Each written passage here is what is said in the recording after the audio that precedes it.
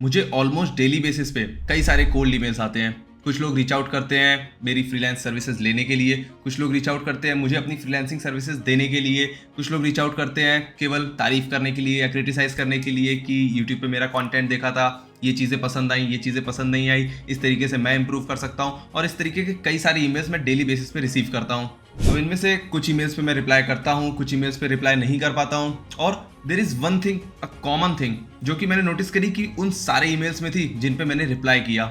उनका subject line किस तरीके से लिखा हुआ था, उनका ईमेल का स्ट्रक्चर क्या था, कौन सी टोनैलिटी उन्होंने यूज़ करी थी, किस तरीके से अपने ईमेल को ड्राफ्ट किया था, और वो सारी चीज़ें जिसको मैंने नोटिस किया और मुझे लगा कि एक ईमेल अच्छे से लिखा गया है और उस पर मैंने रिप्लाई किया।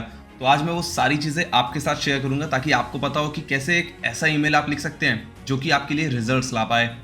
ईमेल करने के पर्पस बहुत सारे हो सकते हैं। मे बी आप किसी के साथ केवल कनेक्ट करना चाहते हैं, उनको अपने नेटवर्क में ऐड करना चाहते हैं। मे बी आप किसी को अपनी सर्विसेज पिच करना चाहते हैं। मे बी आप अपने बिजनेस को ग्रो करने के लिए किसी कस्टमर को ईमेल करना चाहते हैं, या मे बी आप किसी इंडस्ट्री लीडर के साथ कनेक्ट करना चाहते हैं और आप उनको ईमेल कर रहे हैं। जो भी पर्पस आप अपने ईमेल के थ्रू अचीव करना चाहते हैं, कैसे वो रिजल्ट्स आप अचीव कर पाएं। बट सबसे पहले बात करते हैं कि ईमेलिंग एक्चुअली ज़रूरी क्यों है और क्यों मुझे ऐसा लगता है कि ईमेलिंग अभी भी एक अंडररेटेड स्किल है।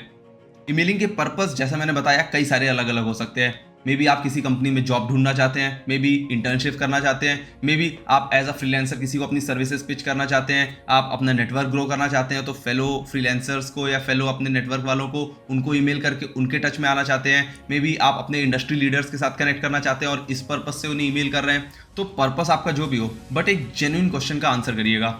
अगर मैं आपको पूछूं कि आपको सोशल मीडिया पे कितने फॉलोअर्स हैं, कितने लोगों के डेली बेसिस पे मैसेजेस आते रहते हैं, और कंपेयर टू आपके ईमेल कितने आते हैं, यानी उन लोगों के जो कि नोन है, कंपनीज वाले जो ईमेल आते हैं उनको साइड करिएगा। एंड इस क्वेश्चन का आंसर करते हुए आपको एग्जैक्टली पता होगा कि लोग आपको किस बेसिस से, किस मीडियम के थ्रू रीच आउट करते हैं। ज़्यादातर लोग आपको सोशल मीडिया पे ही मैसेज करते होंगे, आपके नोन्स होते होंगे, आपके जानने वाले, आपके दोस्त, आपके घर वाले, ये लोग ही आपको सोशल मीडिया के थ्रू रीच आउट करते हैं और आपको मैसेज करते हैं। बट बहुत कम लोग हैं जो कि एक ईमेल के थ्रू आपको रीच आउट करते हैं। And most of the cases में वो प्रोफेशनल्स ही होते हैं जो कि आपको किसी काम के लिए रीच आउट कर रहे हैं, क्योंकि ईमेल में आके कोई वैली बातें तो करता नहीं है। तो आप सोशल मीडिया पे रीच आउट करने के बजाय जब किसी को एक ईमेल लिखते हैं तो अल्टीमेटली आप उन्हें बता रहे हैं कि आप उन्हें किसी काम के लिए, किसी प्रोफेशनल वर्क के लिए रीच आउट कर रहे हैं। And that is the reason कि आप अपने ईमेल के थ्रू जो पर्पस सर्व करना चाहते हैं उसके पूरे होने के चांसेस काफ़ी बढ़ जाते हैं। किसी भी कोल्ड ईमेल का एक मेन पर्पस होता है सही लोगों के साथ कनेक्ट करना, सही लोगों के साथ एक कांटेक्ट बना पाना।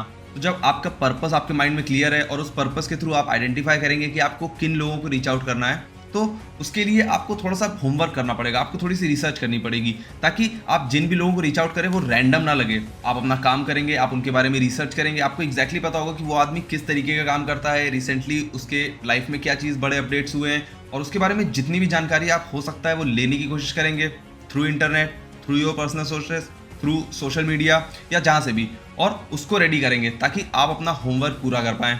जब आप ऐसा करेंगे तो ईमेल करते टाइम आप अपने ईमेल को पर्सनलाइज कर पाएंगे। एक तरीका होता है ईमेल करने का कि आप चैट जीपीटी पे गए या आप गूगल पे गए, आपने बहुत सारे ईमेल के फ्रेमवर्क सर्च किए, आपने देखा कि कौन से बेस्ट तरीके होते हैं ईमेल लिखने के, वो फ्रेमवर्क को उठाया, उसमें नाम वगैरह चेंज किया और ईमेल करना स्टार्ट कर दिया।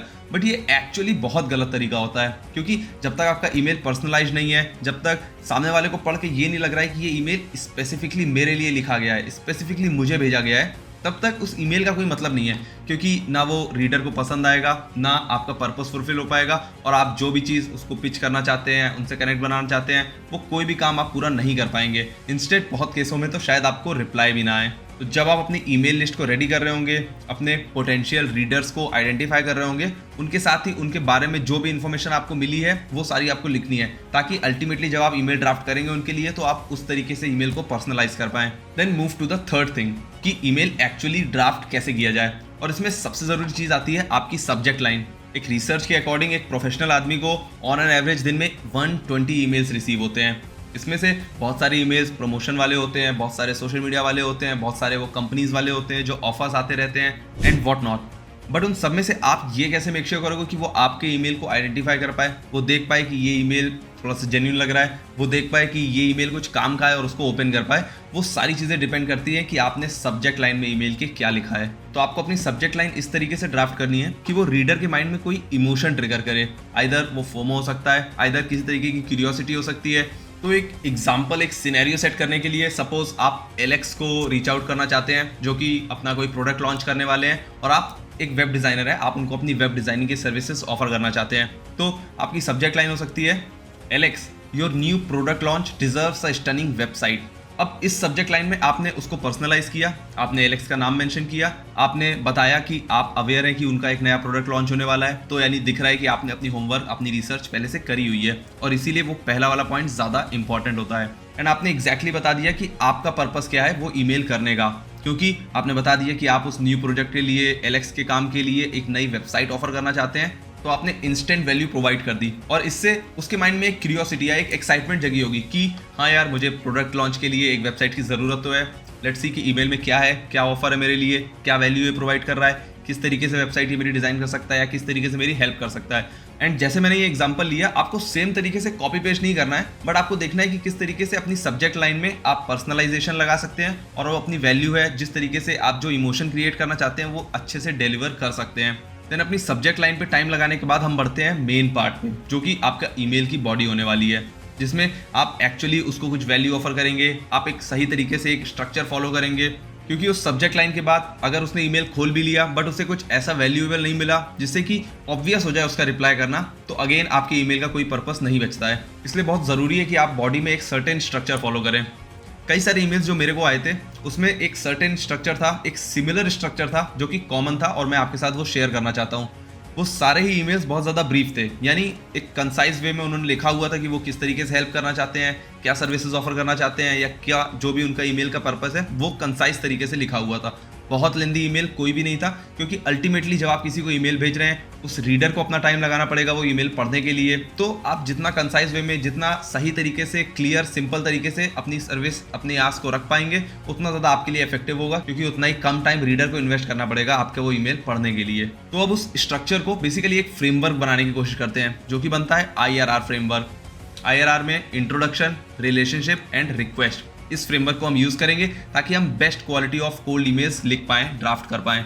सबसे पहले आता है इंट्रोडक्शन, जिसमें आपको बताना है कि आप वो ईमेल कर क्यों रहे हैं, आपको अपने बारे में बताना है, अपना ईमेल का पर्पस बताना है।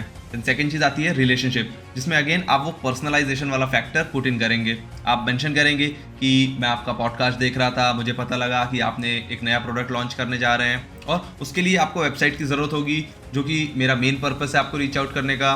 एंड इस तरीके से जब आप ईमेल को पर्सनलाइज कर लेंगे, उन्हें एक कॉन्टेक्स्ट सेट कर देंगे कि क्यों आप रीच आउट कर रहे हैं, कैसे आपको उनके बारे में पता लगा, कैसे आप उनकी जर्नी से इंस्पायर्ड है और कैसे उनकी हेल्प करना चाहते हैं। देन बारी आती है रिक्वेस्ट की। अब रिक्वेस्ट में आप उन्हें बताएंगे कि आप एग्जैक्टली क्या काम करते हैं, आप क्या सर्विसेज उन्हें ऑफर करना चाहते हैं, और किस तरीके से आप इसको प्रोसीड फॉरवर्ड कर सकते हैं। एंड अगेन सेम एग्जांपल को कैरी फॉरवर्ड करते हुए आपने एलेक्स को रीच आउट किया, जो कि अपना एक नया प्रोडक्ट लॉन्च करने वाले हैं, और आप उनके साथ उनकी एक वेबसाइट पे वर्क करना चाहते हैं, जिसके लिए आप ये ईमेल उनको लिख रहे हैं। तो आपको मेंशन करना है कि मैंने इस तरीके की वेबसाइट्स बनाई हुई हैं, इन लोगों के लिए बनाई हुई हैं, और जो भी रिजल्ट्स उनके लिए रहे हैं, और आपको देन आस्क करना है क्या मैं आपके लिए एक वेबसाइट बना सकता हूँ, या जो भी आपकी आस्क हो। ये एग्जाम्पल के लिए मैंने एक वेब डिज़ाइनर, एक एलेक्स, एक उसका प्रोडक्ट लॉन्च, ये सारी चीज़ें कंपाइल करी है, एक सिनेरियो क्रिएट किया है। बट आपको एग्जैक्टली ये सेम सिनेरियो फॉलो नहीं करना है, आपको ये सेम फ्रेमवर्क, सेम स्ट्रक्चर पे ज़्यादा ध्यान देना है। तो सबसे पहले अगेन आपने अपने आप को इंट्रोड्यूस किया, देन आपने एक रिलेशनशिप बिल्ड किया, जो कि वो पर्सनलाइजेशन वाले फैक्टर से आएगा। एंड थर्ड स्टेप में आपने अपनी आस्क रखी, एंड देन सबसे लास्ट में आप एंड कैसे करेंगे ईमेल को, एक सर्टेन CTA के साथ। तो हमेशा ट्राई करिएगा कि आप अपने ईमेल को एक क्वेश्चन पे एंड करें। वो क्वेश्चन हो सकता है कि if you are available in certain time, तो we can schedule a call, let me know if this is something that sounds good to you. And इस तरीके से जब आप एक क्वेश्चन पे ईमेल को एंड करते हैं, तो most of the time reader के माइंड में ये होता है कि अब इस क्वेश्चन का तो मुझे रिप्लाई करना ही है, आइदर वो हाँ हो या वो ना हो, बट वो रिप्लाई आप एक्सपेक्ट कर सकते हैं उससे। तो इसलिए ये फ्रेमवर्क को यूज़ करके लास्ट में क्वेश्चन लगा के आप मेक श्योर कर पाएंगे कि आपका रिस्पॉन्स रेट ईमेल्स के बढ़ पाएँ। अभी मैं ये नहीं बोल रहा हूँ कि आपको ऐसे ईमेल्स लिखेंगे तो सारे ईमेल्स के रिस्पॉन्स आने लगेंगे, बट अल्टीमेटली ये एक स्ट्रैटेजी है जो आप फॉलो कर सकते हैं, जिसकी वजह से आप अपने रिस्पॉन्स रेट्स को, आप ज़्यादा रिप्लाई ले पाएँ, उन प्रोबेबिलिटी को बढ़ा पाएंगे। तो कोल्ड ईमेलिंग एक गेम चेंजर आर्ट है। अगर आपने सही तरीके से ईमेल्स लिखे, सही लोगों को ईमेल्स लिखे, तो आप जो भी ईमेल का पर्पस है उसे सर्व कर सकते हैं। आप बहुत सारे लोगों के साथ कनेक्ट कर सकते हैं, इंडस्ट्री लीडर्स के साथ कनेक्ट कर सकते हैं। आप अपने बिजनेस को, अपनी फ्रीलांसिंग सर्विसेज को जो भी पिच कर रहे हैं उन्हें ग्रो कर सकते हैं। आप अपने नेटवर्क को ग्रो कर सकते हैं। एंड ये सारी चीज़ें आपके लिए बहुत सारे दरवाजे खोल सकती है। तो मुझे बताइएगा कि इसके अलावा वो कौन सी ईमेलिंग स्ट्रेटजीज है या हैक्स हैं जो कि आप यूज़ करते हैं जिससे कि आपको बेटर रिस्पॉन्सेज मिलते हैं। कमेंट्स में इसको डिस्कस करते हैं। I take you leave. Thank you.